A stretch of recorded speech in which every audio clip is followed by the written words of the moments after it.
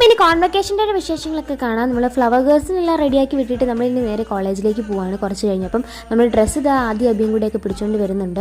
നമ്മുടെ graduation പ്രോഗ്രാമിനുള്ള almost എല്ലാ കാര്യങ്ങളും സെറ്റായി. ഗ്രാജുവേറ്റ്സ് ഒക്കെ പയ്യെ എത്തി തുടങ്ങി ഫാമിലി ആയിട്ട്. നമ്മുടെ ഫ്ലവർ ഗേൾസും മിസ്സുമാരും എല്ലാവരും കൂടി പ്രൊസഷന് വേണ്ടി ദന്തൽ കോളേജിൻ്റെ ഫ്രണ്ടിലേക്ക് പോവാണ്. ഞങ്ങളാണ് എല്ലാപ്പോഴത്തേക്കും പോലെ തന്നെ ഒരു ഗ്രീൻ റൂമിലേക്കും അങ്ങ് കയറി. സന്ധ്യയും അങ്കിയും കൂടെ ആണെങ്കിൽ എല്ലാം അടുക്കി വാരിയൊക്കെ വെച്ചു.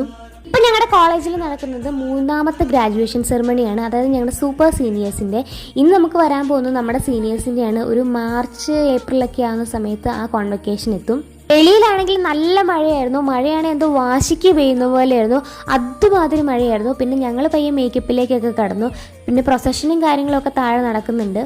ഞങ്ങളെ ഹെൽപ്പ് ചെയ്യാനായിട്ട് അങ്കി നമ്മളോട് ഗ്രീൻ റൂമിലുണ്ടായിരുന്നു. ഇപ്പം ആൾ ഒരുങ്ങുന്നത് 4 മണിക്ക് നടക്കാനുള്ള പരിപാടിക്കാണ്. ഇപ്പം സമയം 10 മണി ആയതുള്ളൂ ഗൈസ്. പിന്നെ ഞങ്ങൾ വെൽക്കംകാരൊക്കെ നമ്മൾ പയ്യെ റെഡിയാവാനൊക്കെ തുടങ്ങി. അപ്പോഴത്തേക്ക് നമ്മുടെ ഫ്ലവർ ഗേൾസ് ഒക്കെ പരിപാടി കഴിഞ്ഞിട്ടെത്തി.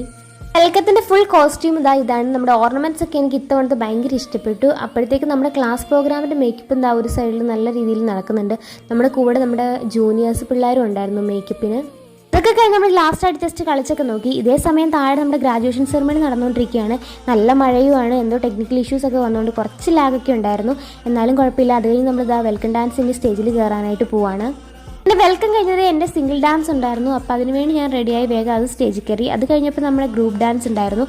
അപ്പോൾ അതും അങ്ങനെ കഴിഞ്ഞു. ഇതെല്ലാം നമ്മൾ അടുക്കി പെറുക്കിയിട്ട് നേരെ നമ്മൾ റൂമിലേക്ക് പോവാണ്. ഇനി നെക്സ്റ്റ് നമ്മൾ DJ പ്രോഗ്രാം ഉണ്ട്.